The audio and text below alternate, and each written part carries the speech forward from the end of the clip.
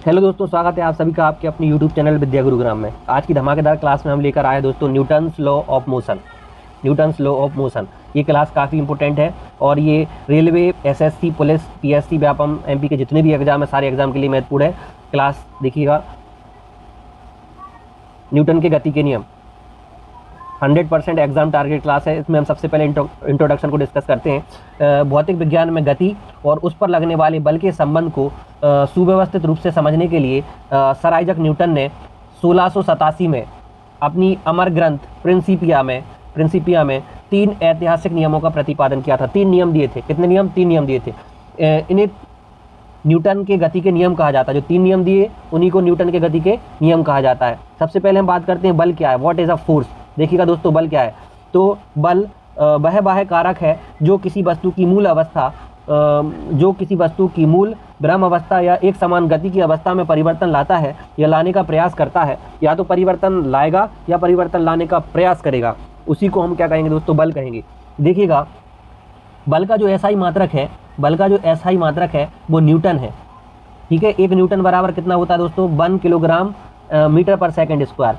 इसका जो सीजीएस में मात्रक है वो डायन है, डायन। और 1 न्यूटन बराबर होता है 10⁵ डायन। ये इंपॉर्टेंट है, सीधे सीधे क्वेश्चन बनते हैं इस पर से, तो इसको समझने का प्रयास करिएगा।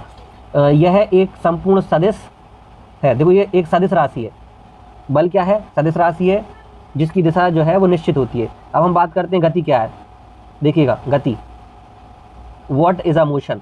मोशन की बात करते हैं। सबसे पहले जो मोशन है, गति है, यदि समय के निरंतर प्रवाह के साथ किसी वस्तु की स्थिति किसी स्थिर बिंदु के सापेक्ष, देखिए दोस्तों, किसी स्थिर बिंदु के सापेक्ष लगातार बदलती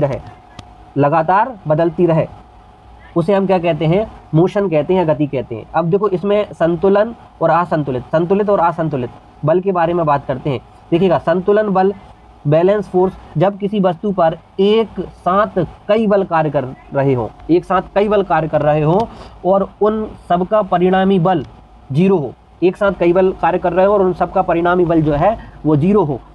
इससे वस्तु की गति अवस्था नहीं बदलती है।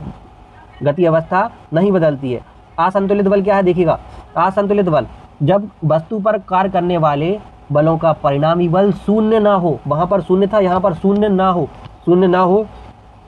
ब्रह्मांड में किसी वस्तु में त्वरण हमेशा असंतुलित बल के कारण ही पैदा होता है। जो ब्रह्मांड में किसी वस्तु में त्वरण जो है वो असंतुलित बल के कारण पैदा होता है। अब हम बात करते हैं लॉ। देखिए, किसके लॉ? Newton's law. सबसे पहले फर्स्ट नियम है, न्यूटन का प्रथम नियम, न्यूटन्स फर्स्ट लॉ। अब देखिए, फर्स्ट लॉ को अच्छे से समझना, यहाँ से क्वेश्चन काफ़ी बनते हैं। इसमें हम बात करें तो पहले नियम की, यदि कोई वस्तु ब्रह्म अवस्था में है तो वह तब तक स्थिर रहेगी, और यदि एक वस्तु सीधी रेखा में समान वेग से गतिशील है तो वह उसी वेग से गतिशील रहेगी जब तक कि उस पर कोई बाहरी असंतुलित बल, देखिएगा दोस्तों, बाहरी असंतुलित बल ना आरोपित किया जाए। मतलब यदि कोई वस्तु गति अवस्था में है तो वह गति अवस्था में बनी रहेगी, ब्रह्म अवस्था में है तो ब्रह्म अवस्था में ही बनी रहेगी जब तक कि उस पर कोई बाह्य बल ना लगाया जाए। दोस्तों, यही है न्यूटन का पहला नियम। देखिएगा, इस नियम को, मतलब पहले नियम को हम जड़त्व का नियम भी कहते हैं। न्यूटन के पहले नियम को हम क्या कहते हैं दोस्तों? जड़त्व का नियम भी कहते हैं। न्यूटन के पहले नियम को हम किस नाम से जानते हैं दोस्तों? जड़त्व के नियम के नाम से भी जाना जाता है। देखिएगा, इसे गैलीलियो का नियम भी कहते हैं। न्यूटन के प्रथम नियम से बल की परिभाषा मिलती है दोस्तों। देखिएगा, यहाँ से भी क्वेश्चन बनता है। न्यूटन के पहले नियम से किसकी परिभाषा मिलती है? बल की गुणात्मक परिभाषा प्राप्त होती है। अब इसको ट्रिक से हमने ट्रिक बनाई है जिसे मेमोरी टेक्निक कहते हैं। मेमोरी टेक्निक, देखिएगा, जो जैसा है वो वैसा ही रहेगा जब तक लात ना पड़े। हम अपनी भाषा में समझने के लिए अपन लात बोल रहे हैं इसको। इसका मतलब है बाहरी बल। लात ना पड़े, इसका मतलब क्या है? बाहरी बल। वस्तु अपनी वर्तमान अवस्था में किसी भी बदलाव का कड़ा विरोध करती है। देखिएगा, वस्तु अपनी वर्तमान अवस्था में किसी भी बदलाव का कड़ा विरोध करती है। जो विरोध है वही एक्चुअल में जड़त्व है। वही एक्चुअल में क्या है? जड़त्व है। देखिएगा दोस्तों, बहुत शानदार ट्रिक है, इससे आपको याद रहेगा। आगे बात करते हैं जड़त्व का वास्तविक अर्थ क्या है।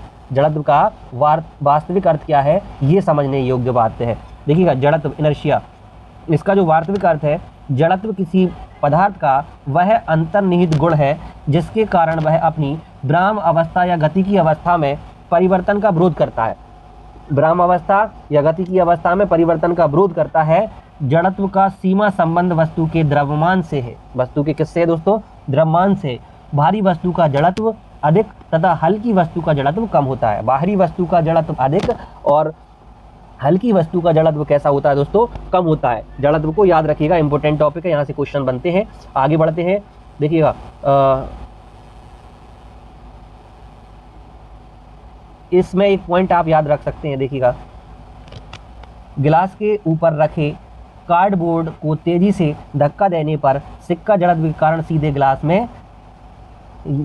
में गिर जाता है, पानी के अंदर गिर जाता है। दोस्तों देखिएगा, इसको प्रैक्टिकली ऐसे समझ सकते हैं। एक कोई भी गिलास लेंगे आप, उसके ऊपर कोई सीड या कोई पुष्टा रख करके उस पर हम एक सिक्का रखते हैं, और जो सीड हमने उस पर रखी है, सीड को हम 2 उंगलियों से तेज़ी से बल लगाएंगे तो सीड तो निकल जाएगी, लेकिन जो सिक्का अपनी जगह पर रखा था वो सीधे गिलास में जाकर गिरेगा। इसी को हम दोस्तों एनर्सिया कहते हैं। इसी को हम क्या कहते हैं? जड़त्व कहते हैं। दैनिक जीवन में प्रमुख उदाहरण समझने का प्रयास करिएगा दोस्तों जड़त्व का।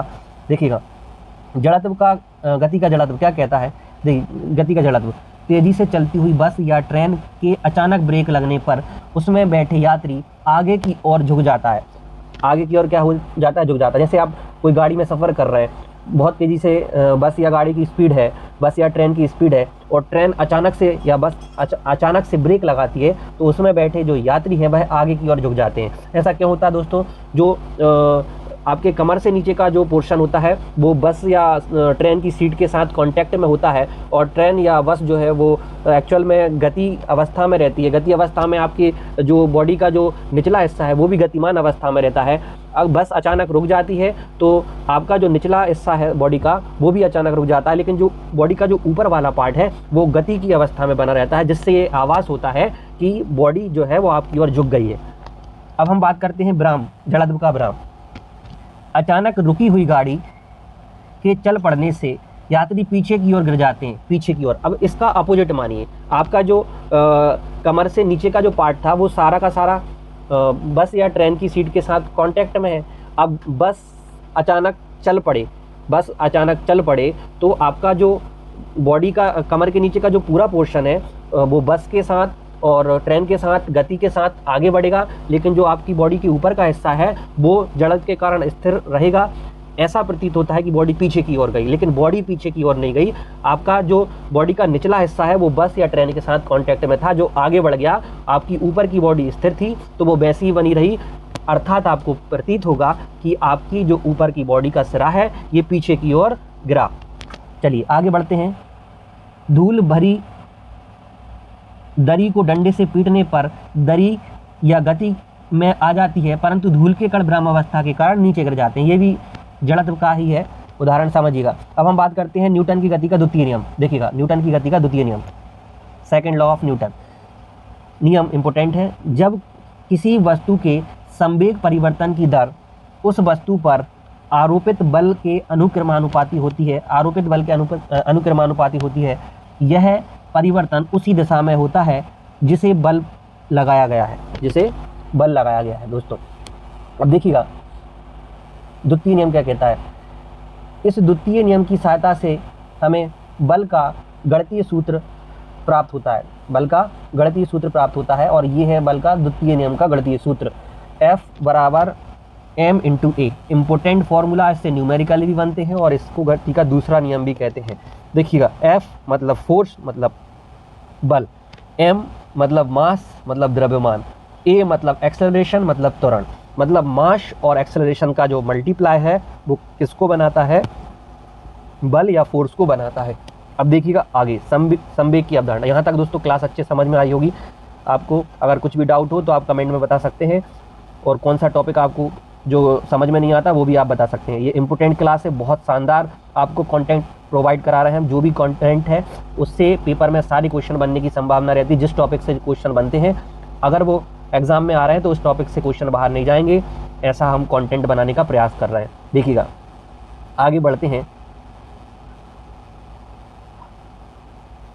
चलिए, हम बल की परिभाषा हमने पढ़ ली थी। ये बल का फॉर्मूला है जो आप याद रखेंगे। न्यूटन के गति का जो सेकंड नियम है उसको ये परिभाषित करता है, अब हम बात करते हैं संवेग की अवधारणा दोस्तों। संवेग की अवधारणा के बारे में देखिएगा। संवेग की अवधारणा, concept of momentum, concept of momentum, किसी वस्तु के द्रव्यमान मतलब m और उसके वेग मतलब v के संयुक्त गुणनफल को संवेग कहते हैं, और इसे हम p से प्रदर्शित करते हैं। संवेग एक्चुअल में momentum is equal to mass into velocity. Mass into velocity को ही हम एक प्रकार से मोमेंटम कहते हैं, संवेग कहते हैं। यह सदिश राशि है, इसका जो मात्रक है दोस्तों वो है किलोग्राम मीटर पर सेकंड। इंपॉर्टेंट फॉर्मूला है, क्वेश्चन सीधा एग्जाम में पूछा जाता है, इसको भी आप अंडरलाइन कर लेना अपने नोट्स के अंदर, नोट्स बना ही रहे होंगे आप क्लास के। देखिएगा आवेग, आवेग की बात करते हैं। आवेग मतलब इम्पल्स। जब कोई वस्तु, जब कोई बहुत बड़ा बल बहुत ही अल्प समय के लिए किसी पिंड पर कार्य करता है, अल्प समय के लिए किसी पिंड पर कार्य करता है, तो बल और समय अंतराल के गुणनफल को आवेग कहते हैं। बल और समय अंतराल के गुणनफल को आवेग कहते हैं। यह संवेग परिवर्तन के ठीक बराबर होता है, यह संवेग परिवर्तन के ठीक बराबर होता है। PYQ स्पेशल, देखिएगा दोस्तों क्वेश्चन कई बार आया है, इंपोर्टेंट लाइन है दोस्तों। देखिए जो भी कितना इंपोर्टेंट है हम सारा लिख देते हैं आपके लिए, ताकि आप याद रखें कि कौन सा टॉपिक इंपोर्टेंट है, कौन सा कॉन्सेप्ट इंपोर्टेंट है, कौन सा वन लाइनर इंपोर्टेंट है, कौन सा PYQ इंपोर्टेंट है। ये सारा का सारा हमने लिख रखा है दोस्तों, आप समझ सकते हैं। क्रिकेट मैच में फील्डर तेजी से आती हुई क्रिकेट गेंद को लपकते समय अपने हाथों को पीछे की ओर खींचता है। आप जब भी बॉल को कैच लेते होंगे, कैच लेते समय अपने हाथों को पीछे की ओर धकेलते होंगे, पीछे की ओर खींचता है। ऐसा करने से गेंद को रोकने का समय बढ़ जाता है, गेंद को रोकने का समय बढ़ जाता है, जिससे संवेग परिवर्तन की दर कम हो जाती है, संवेग परिवर्तन की दर कम हो जाती है और खिलाड़ी के हाथों में चोट लगने से बच जाती है। जब आप भी गेंद को कैच लेंगे तो अपने हाथों को पीछे की ओर धकेलना पड़ेगा, जितना आप पीछे की ओर धकेलेंगे अपने हाथ को उतनी ही कम चोट लगेगी आपके हाथों में दोस्तों। अब हम बात करते हैं न्यूमेरिक उदाहरण से। न्यूमेरिकल उदाहरण क्या है, देखिएगा क्वेश्चन क्या है। 10 किलोग्राम द्रव्यमान की एक वस्तु पर बल लगाने से 5 न्यूटन मीटर पर सेकंड का त्वरण पैदा होता है। आरोपित बल की गणना करिए। देखिए हमने आरोपित बल क्या पढ़ा दोस्तों, अभी आरोपित बल पढ़ा F बराबर द्रव्यमान इंटू त्वरण। अब देखिए हमारे पास मास कितना है तो 10 किलोग्राम, त्वरण कितना है 5 मीटर पर सेकंड स्क्वायर। बस इन दोनों का प्रोडक्शन कर दीजिए, 5 का जब 10 में गुणा करेंगे तो आएगा 50, आंसर हो जाएगा 50 न्यूटन। यही आपका आंसर है दोस्तों। आगे बढ़ेंगे, सिंपल सा न्यूमेरिकल है, कुछ है नहीं, वैल्यू पुट करनी है, बस आपको बल की परिभाषा में F बराबर द्रव्यमान इंटू त्वरण रखना है। आगे बढ़ते हैं न्यूटन की गति का तृतीय नियम। तृतीय नियम इंपोर्टेंट है, देखिएगा तृतीय नियम क्या कह रहा है। इसे हम क्रिया प्रतिक्रिया का नियम कहते हैं, एक्शन रिएक्शन लॉ। क्या कहते हैं दोस्तों इसे, एक्शन रिएक्शन लॉ। प्रत्येक क्रिया के बराबर परंतु सदैव विपरीत दिशा में एक प्रतिक्रिया होती है। गति का जो तीसरा नियम है उसे हम क्रिया प्रतिक्रिया के नाम से भी जानते हैं, क्रिया प्रतिक्रिया के नाम से भी जानते हैं, एक्शन रिएक्शन, एक्शन रिएक्शन। यह ध्यान रखना है आपको कि क्रिया और प्रतिक्रिया बल हमेशा दो विभिन्न वस्तुओं पर एक साथ काम करते हैं, दो अलग अलग वस्तुओं पर एक साथ काम करते हैं। आगे बात करते हैं, देखिए इसमें कुछ पॉइंट है इंपोर्टेंट। क्या है पॉइंट, ये है रॉकेट का दहन कक्ष से गैसें अत्यधिक वेग से नीचे निकलती हैं। रॉकेट का दहन कक्ष के गैस अत्यधिक वेग से नीचे निकलती हैं, इसे क्रिया, और रॉकेट ऊपर जाता है उसे हम क्या कहते हैं दोस्तों, प्रतिक्रिया। इसे हम क्रिया और प्रतिक्रिया कहेंगे। अब इसका जो दैनिक जीवन में यूज है वो कहाँ कहाँ है आप इसको देख सकते हैं। दैनिक जीवन में इसका यूज कहाँ कहाँ है वो आप दे सकते हैं।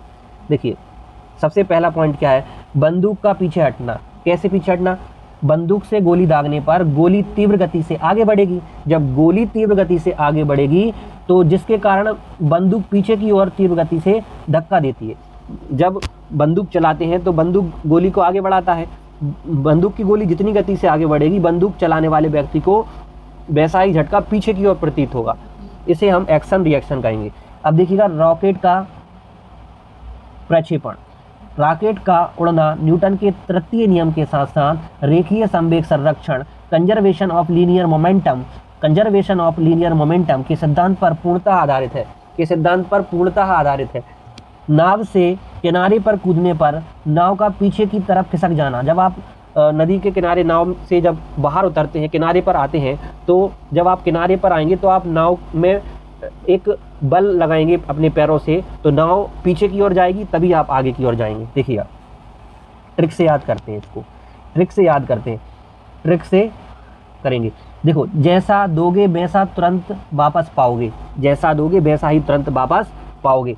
यानी प्रकृति में बल कभी भी अकेला नहीं हो सकता, वे हमेशा जोड़े में पाए जाते हैं। बल हमेशा अकेला नहीं होता प्रकृति पर, वे हमेशा पेयर में या जोड़े में पाए जाते हैं। इसलिए इसको हम एक्शन रिएक्शन कहते हैं। आपने कोई क्रिया करी, उससे आपको प्रतिक्रिया मिलनी ही है, प्रतिक्रिया मिलनी ही है। अब हम बात करते हैं महत्वपूर्ण फॉर्मूला की। देखिएगा, महत्वपूर्ण सूत्र संकलन, महत्वपूर्ण सूत्र संकलन। देखिएगा दोस्तों, महत्वपूर्ण फॉर्मूला के अंदर हम लेकर आए हैं सबसे पहले बल, भौतिक राशि, गणितीय सूत्र में। देखिएगा, देखो भौतिक राशि में हम बल को देखेंगे, सबसे पहले इसका गणितीय सूत्र देखेंगे और इसका एसआई मात्रक देखेंगे। बल बराबर होता है द्रव्यमान इंटू त्वरण, और इसका जो विमीय सूत्र है ml/t-2।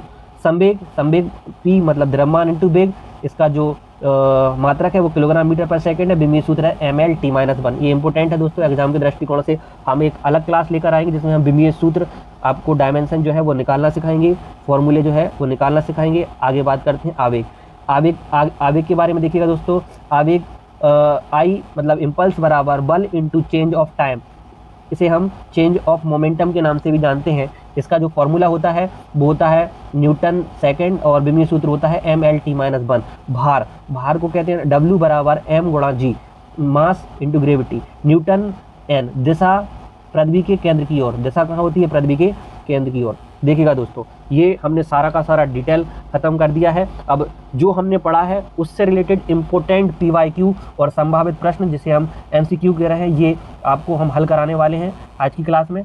देखिएगा, फास्ट हल होंगे ये, थोड़ी सी क्लास और बची है दोस्तों। देखिएगा, 100% एग्जाम टारगेट क्वेश्चन है, यहाँ से संभावना है कि आपके एग्जाम में क्वेश्चन बने। हम क्वेश्चनों की शुरुआत करते हैं, काफ़ी इंपॉर्टेंट क्वेश्चन रहेंगे आपके लिए। सबसे पहला क्वेश्चन आपके सामने देखिए, वही क्वेश्चन है जो एग्जाम बार बार पूछता है, एग्जामिनर बार बार पूछता है। सबसे पहले न्यूटन का प्रथम नियम, न्यूटन की गति का जो प्रथम नियम है मुख्य रूप से किससे संबंधित है? तो ये है दोस्तों जड़त्व से संबंध। इसे हम जड़त्व का नियम भी कहते हैं, गैलीलियो का नियम भी कहते हैं, हमने क्लास में पढ़ा है। देखिएगा, इसे जड़त्व का नियम कहते हैं, हमने बताया था। अब आप देखिए सेकंड क्वेश्चन क्या है दोस्तों? अंतर्राष्ट्रीय मात्रक पद्धति में बल का मात्रक क्या है? बल का मात्रक क्या है दोस्तों? न्यूटन है। बल का मात्रक क्या है? न्यूटन है। नेक्स्ट क्वेश्चन, प्रसिद्ध समीकरण F बराबर ma मतलब द्रव्यमान इंटू त्वरण, न्यूटन के किस नियम से प्रतिपादित होता है? देखिए, इतनी सारी एग्जाम में पूछा है दोस्तों ये, तो इसे द्वितीय नियम कहते हैं। ये फॉर्मूला द्वितीय नियम में ही पढ़ा था आपने, F बराबर द्रव्यमान इंटू त्वरण, दूसरे नियम में पढ़ा था। आगे बात करते हैं प्रत्येक क्रिया के बराबर और विपरीत प्रतिक्रिया। प्रत्येक क्रिया के बराबर और विपरीत प्रतिक्रिया हमने अभी पढ़ा। क्रिया के बराबर विपरीत प्रतिक्रिया जो होती है वो तृतीय नियम में होती है, न्यूटन का तीसरा नियम। नेक्स्ट क्वेश्चन है, किसी वस्तु पर, देखिएगा इंपॉर्टेंट क्वेश्चन है, किसी वस्तु में पाए जाने वाले जड़त्व का मुख्य कारण क्या है? तो जड़त्व का जो मुख्य कारण है वो है वस्तु का द्रव्यमान। कई बार पूछा गया क्वेश्चन है दोस्तों, इंपॉर्टेंट है। आगे बात करते हैं, अगला क्वेश्चन है, आधुनिक रॉकेट का अंतरिक्ष में उड़ना किस सिद्धांत पर पूर्णतः आधारित है? किस सिद्धांत पर पूर्णतः आधारित है? रेखीय संवेग संरक्षण का सिद्धांत, रेखीय संवेग संरक्षण का सिद्धांत। नेक्स्ट क्वेश्चन है, तेजी से दौड़ती कार अचानक मुड़ने पर यात्री बाहर की ओर किस कारण झुक जाते हैं? तो बाहर की ओर जो झुकते हैं वो दिशा की जड़त्व के कारण बाहर की ओर झुकते हैं। Option number A is the right answer दोस्तों। देखिए, सारे के सारे इंपॉर्टेंट क्वेश्चन है दोस्तों, सारे क्वेश्चन को ध्यान से समझिएगा, और समझ में ना आए तो एक बार थ्योरी को पूरे अच्छे से पढ़ लीजिएगा, तो आपको ऑटोमेटिक सारे क्वेश्चन समझ में आएंगे और आपको कोई भी डाउट नहीं रहेगा। यदि किसी पिंड का द्रव्यमान स्थिर रखकर उस पर लगने वाले बल को दोगुना कर दिया जाए तो त्वरण कैसा होगा? तो त्वरण भी जो है दोस्तों वो दोगुना हो जाएगा। आगे बात करते हैं, आगे क्या है, गंदे कालीन को डंडे से पीटने पर धूल के कणों का अलग हो जाना किस नियम का पुष्टि करता है? देखो, हमने अभी पढ़ा था जड़त्व के अंदर, जड़त्व का नियम किसे कहते हैं? पहले नियम को, न्यूटन का, ये पहला नियम हो जाएगा। कालीन को डंडे से पीटने पर धूल के कण बाहर निकल जाते हैं, क्यों? संवेग की सही एसआई इकाई निम्नलिखित में से कौन सी है? संवेग की, तो ये है किलोग्राम मीटर पर सेकंड, अभी हमने पढ़ा है ऊपर। आगे बात करते हैं। क्रिकेट खिलाड़ी, देखिएगा इंपॉर्टेंट क्वेश्चन, क्रिकेट खिलाड़ी द्वारा कैच लेते समय हाथों को पीछे की ओर खींचा जाना किसका उदाहरण है? ये भी बहुत अच्छे से हमने डिटेल में समझाया था ऊपर आपको। ये है द्वितीय नियम, द्वितीय नियम, F बराबर द्रव्यमान इंटू त्वरण। अब आगे बात करते हैं। 1 किलोग्राम भार का मान कितने न्यूटन के बराबर होता है? तो 9.8 न्यूटन के बराबर होता है। नेक्स्ट क्वेश्चन, बल की वास्तविक गुणात्मक परिभाषा न्यूटन के किस नियम से मिलती है? देखिएगा बल की परिभाषा, देखिएगा दोस्तों, बल की गुणात्मक की वास्तविक जो परिभाषा है वो किससे मिलती है दोस्तों? न्यूटन के प्रथम नियम से। आगे बात करते हैं।